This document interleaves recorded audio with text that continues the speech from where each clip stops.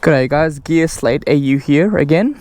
It's been a couple of months and I haven't really been making videos lately, but that's because I've been so busy over the last couple of months, you know. I don't do YouTube as a job, I do have a full-time job and it's just so easy to get distracted.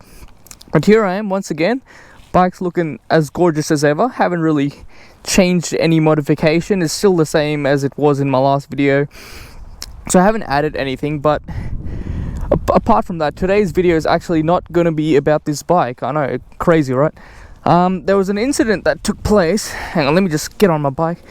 There was an incident that took place about maybe 7 months ago, 8 months ago, and it was kind of life-changing for me, to be honest. It was, without getting into like crazy details or anything like that, I witnessed a fatality. They were also on a motorcycle, and the whole thing happened right in front of me. And yeah, like honestly, like it just hits you different because when this stuff sort of happens, you don't expect it to happen in front of you. You know, you see videos on YouTube of people crashing and stuff. It's so like far away, and then when it happens right in front of you, it's hard to believe. So, you know, I just want to do my part, and I really want to make this video about how to be safe on the road. Now, I've been riding since 2014, so quick math, what's that, 15, 16, 17, 18, 19, 20, 21, 22, and it's almost the end of the year. So look, that's 8 years of riding experience I've got under my belt, so I think I'm a bit qualified when I can talk about these things. You know, I'm not just some learner that's just picked up a motorbike and I'm making guides out here. But yeah, without further ado, let's just get straight into it, and yeah, let's see how we go. Let's turn the bike on. Now, she is due for a service, as you may see in a second. Yep, there it is. Let's get rid of that. Crank her on. So as I'm riding along, I'm just going to talk about 10 things that, you know, they can help you better your riding techniques and get you home safe. Now, the first thing I'm going to talk about is just having general control of your vehicle. Now, it sounds silly, but I think it's all about percentages, right? As soon as you get on your motorcycle, let's just say, now this is not statistically accurate, I'm just making it up. So let's just say there's a 2% chance that something's going to go wrong when you ride today, because there's a lot of variables that you can't control. But in saying that, there are variables you can control. So like, let's say for example, if you have that 2% chance, suddenly I just start speeding around this blind corner, I've just increased that to, like, let's say 10%. And if you ride safely, you can drastically reduce that in some ways. So whenever I'm riding along, I'm just cruising here on the speed limit, nothing crazy, but I'm looking at all these side streets. Like, look at that Jeep that's just pulled out. Now, if that was on my side of the road, actually not even my side, it goes for both ways. But if there's ever a car coming out, just be ready, okay? Like, as soon as I see side streets, I just know there's someone's gonna come out, they're not gonna see me, and I'm not giving it much gas. I'm ready to brake, 2 fingers on the brake, ready to go. Now, I know this road, there aren't any more side streets until the set of lights, so it's fine to just cruise here, but get in the habit of just, as soon as you see a car or a side street, just ease off, you know? Just, you don't have to, like, stop, but be ready in case something happens. As a motorcyclist, you're never going to get seen. As a general rule, I don't like when people say, like, they blame the other, like, car drivers. Like, let's face it, everyone's on their phones these days, so I just expect no one to see me at this point. I'm not going to be like, oh wow, you didn't see me, and then act surprised. If I'm riding knowing that no one can see me, I can better control the environment, and I can put myself in a safer position before anything even happens. Now, for example, I'm riding behind this car right now. I'm in not heavy traffic, but it is sort of heavy. And I'm making myself known to the other drivers around me. So this black man next to me, he can see me in his mirror and I can see his face in the mirror. As soon as I put myself here, he can no longer see me, and he may just forget that I'm here, and he can just change lanes and hit me. So it's all about controlling your vehicle, controlling your position out on the road as well. Now, I can see there's red lights up ahead. Don't be looking at the car in front, okay? Look like a kilometer in front of that car, you know, just get a gauge of what's happening. Now, that car's braking. Why is he braking? Let me have a look. Okay, there's a red light, so it makes sense. So there's going to be a chain reaction of brakes.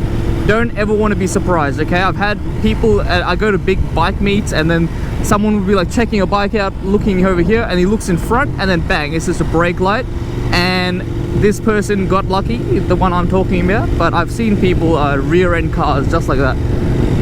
And my high beams are on. Why are my high beams on? Okay, good. Now whenever you're lane splitting, I always kind of try and judge the car I'm lane splitting in front. If you've got a person that's like a tradesman, you know, in a utility vehicle, and you just don't want to be in front of them. They drive like they're in an absolute rush to get to their next job site. Or if you see a young driver, you know, P-plater in a little hatchback, a Suzuki Swift, stay clear of them, okay? You wanna lane split and put yourself in front of a vehicle that looks like a mature driver. I know it sounds crazy when I'm saying this, but it actually works. Now let's have a look here. I'm just cruising along. I'm making sure, I'm actually making eye contact in each of these mirrors, making sure they can see me. You have to make yourself predictable. As soon as you make yourself unpredictable, no one's gonna see you, no one knows what you're doing. If I'm just cruising along, people know what I'm doing. This guy, hopefully he or she has seen me in the mirror, and I'm just, you know, cruising past. I don't want to be cruising over here like the whole time. You do not want to be stuck here next to a car. You either want to be in front or behind. Another thing is having a loud exhaust actually helps a lot. People mostly are going to hear you before they actually see you, and this actually happens a lot in traffic at like red lights and stuff. And it even happens with me, and I'll be honest, I drive a car as well. Most of the time, like, I'll just be sitting at a red light and I'll just hear like a deep rumble, and I'm like, oh, what's that? Oh, there's a bike next to me, wow. And you know, it just helps out a lot. Now, you don't have to go crazy loud, just anything louder than the stock is greatly amazing. Like, you don't have to be a full straight exhaust system, you know. Let's just slow down here. Now, whenever you brake, always on the mirrors, okay? Have a look at what's going on behind you. I can see there's a car about 100 meters away. He's slowing down, so that's good. The reason I say that you want to be proactive in the mirrors is because you want to avoid a rear end collision, and those don't normally end well for us motorcyclists.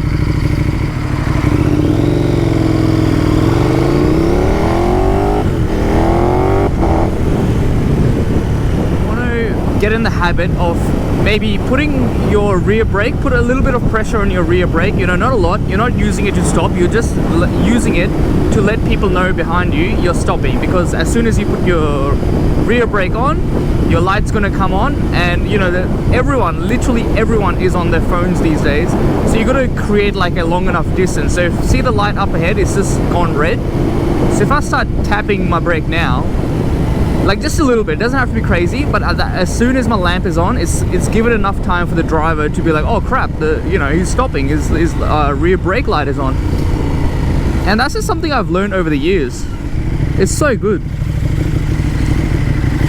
And you might be like, oh yeah, so why use a rear brake when you can just use the front and only have half a brake pad to replace when you do your service? But I mean, look, like a brake pad is like the easiest thing to replace on a bike, and if it's helping you out in even the smallest bit of chance, I'll take it. Touch base on, because I saw this not a Ninja, sorry, he had a KTM 200, this rider the other day. I was just coming home from work. Now I don't know if he was showing off because I was next to him or what was going on, but he was just riding in like an absolute twat. Like, I've never, man, it actually makes me so mad. Like, he's got trackies on, he's got these Nike Air Maxes, he's just cruising, he's got his phone mounted here, which is, illegal for when you're on your learners in Australia, but he had his phone mounted here. He's like changing songs, he's like riding like this all over the road. He's like tailgating cars, which is, it's a 200cc bike. He's got a single disc brake on the front. If the car brakes, he's not going to brake in time, he's going to hit the car, he's going to come off, he's going to take injury.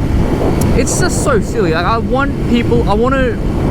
sorry if I feel like I'm going on a rant, a bit of a rant over here, but I really want people to understand how to be safe on the bike, okay? It's so easy to get used to, like, you feel like a little safety bubble, and when you're sitting on the bike and you just, you gotta show off a little bit, like, yeah, check it out. Like, trust me, you're not gonna get any girls, you're just gonna get old men at fuel stations, and they're gonna be like, oh yeah, nice bike, mate. I had back in the 80s, I had one of these bad boys. And that's all you're gonna get. So no one cares, all right? No, like, you don't need to show off. Just do your bit. You want to get home safely to your loved ones, okay? Your parents didn't go through years of hell just to raise your teenager ass, just to go and get yourself killed on a motorcycle. So please take care, guys. As soon as you start riding as everyone is out to kill you, the quicker you will learn that you are not gonna have any close calls or any situations where you're like, oh god, that was close. And even if you do have close calls, take it as a learning curve, okay? Now, I've had a lot of things happen to me, like, oh crap, like, you know, that was close. But I'll think to myself, what caused that, and what can I do in the future to prevent that? And that's really as important as it gets. What you want to do is, if there's anyone that's driving like an absolute moron, like he's absolutely like no care for the other road users, you know, he's just like switching lanes to get that one extra car bit of space, you know, to get that 1 second of time. Just literally, if someone's like, and you know, you'll have cases where you're stuck with them, you know, you just in the natural flow of traffic, and you might not get a good opportunity to lane split, and you're just stuck. So what I recommend is literally just pull over, you know, just stop, jump on your phone for a second, just hang out, you know, have a breather, and then just get back on your bike. Let that bit of traffic go through, and then just get eased back in. And this, honestly, like, no one ever talks about this, and this is something I've literally discovered while I used to commute on a motorcycle 24/7, rain, hail or shine. Yeah, and it got like, the roads got really chaotic, and if it was something too hectic, you know, some people are just driving really silly, I'll just pull over to a gas station, you know, have a drink, just chill out, and then continue my riding. And it helps so much beyond words. Okay, so there's a shopping mall here, and you can see there's cars coming out and inside. Well, there's not many at the moment, but you know, as soon as that's happening, my hand is just chilling on the gas. Look, there's a red car about to pull out, and if I'm just cruising along, look, there you go. See, I slowed down enough so he could see me. If I was going any faster, I reduced that chance of being seen by that driver. Very important. I'm gonna go through it. Even though it's a green light, I'm still head checking, okay? I've had so many numerous incidents where luckily I've been in the car, not on the bike, but I've noticed people just blatantly running red lights, and you just can't trust it anymore. A big part of it is actually ego as well. Like, yeah, I've got a KTM 1290, yeah, it's a cool, like, you know, expensive bike, it looks nice, but I'm not gonna be like, if I see like say, let's say you just spawn a viewing party right there on the block, I'm not gonna be doing a wheelie or anything. Like, who cares? Like, you know, just, you want to get home alive. You don't want to be showing off to random people. Occasionally you'll see like young kids like, oh bro, give us a wheelie bro. Like, shut up, idiot. Like, no, just how about no? I'm not doing any of that. I just want to get back to my loved ones, and that's all. Now, I'm not lane splitting here because with these bar end mirrors, it is quite tight, and you know, that's the only downside to having these mirrors. And I'm pretty sure, like, you know, other YouTubers like the Royal Jordanian, he makes it look so easy in the middle of like London traffic. But I don't know, sometimes I cannot be bothered. I just sit in traffic. But if you can lane split, definitely take the opportunity, because you don't want to be sitting in traffic. So in actuality, this is probably like a bad example. I'm like, hey guys, I'm doing this, but don't do this, right? But no, don't sit in traffic, okay? You don't want to be rear-ended, especially by some ass clown on their phone. It doesn't hurt to engage with like your community, ask some questions, you know, even ask questions in the comments down below, and I'll be happy to answer them with everything that I know. And if I don't know the answer, I'll try and find out for you, okay? So don't feel scared to just ask. Asking questions is the best thing you can do about learning how to ride. There's one more I forgot about, okay? Why do I keep saying okay? Oh my god. Okay, there's one more I forgot about, and it's riding to your limits. It's so easy to get a group ride going. You know, there's 10 or 20 bike riders, and you're all hitting up the mountains, hitting up the local twisties, and then, you know, they're so much ahead of you, and you're trying to keep up, and you're just worried about, you know, oh, like your reputation or what you're going to look like to other people. Literally no one cares, okay? Just ride to your limits. I've had so numerous events where people have come off, they're a learner, they're being hassled by like an R6 rider that's up their ass. You know, just let them pass. It's okay, it's not a race. Just ride to your limits. If you're going slow, who cares? Like, what is everyone gonna do? Go home and write it in the diary like, oh dear, day 601, this motorbike rider was really slow. Oh no. So just ride your limits, don't push it. If you feel unsafe, you're probably unsafe, okay? Just slow it down, take it easy. And even me, like I've got a track spec motorcycle. This is just optimum performance, but if I'm going up the mountains, I am the slowest rider ever because I don't trust other car drivers on the opposite side of the road. I don't trust people out on the road, and I definitely don't want to put my life in the hands of someone else. So I just take it easy. You know, I've got friends that give me a lot of shit. They're like, oh, you're such a slow rider. Oh, yeah, cool, like I get it, and I just take it as a joke. I'm like, yeah, I am slow, like, yeah, cool, what off it. Yeah, I hope you gain as much knowledge as I could provide in this video. I'm not really that good in like talking to an audience. I don't know if you've noticed, but I'm still new to this, and I'm trying to sound as best as I can in regards to giving information and just talking to a broader audience. Yeah, I hope you liked it. Smash the like button if you can, it helps out a lot. And yeah, I'd happily able to answer any questions that are in the comments down below. If it's about the bike, safety in general, just anything, just randomly. If you want to have a chat, just hit me up. Yeah, I'm chilling. I'm always logged on to that channel on my YouTube, so just hit me up. And yeah, thanks for watching, guys. Peace. I'd just like to quickly touch base on motorcycle gear because I completely forgot to and I stopped recording, but I've turned the camera back on just before I get home. And yeah, leather is top tier. I've got leather jacket, leather pants, leather boots at the moment. Sort of leathery gloves. They're kind of half like summery gloves. And you really want to invest in good gear. So yeah, check it out. Get some gear. Don't be a fool. Don't wear like ripped leggings and jeans and whatnot just so you can look cool and post some Instagram videos and clips, okay? Wear the gear. I think the term is @GAT. All the gear, all the time. Something like that. So make sure it happens. And that's me telling you, right? Yeah, just make sure it happens. I'm not asking, I'm telling you. All right, now I'm going. Peace.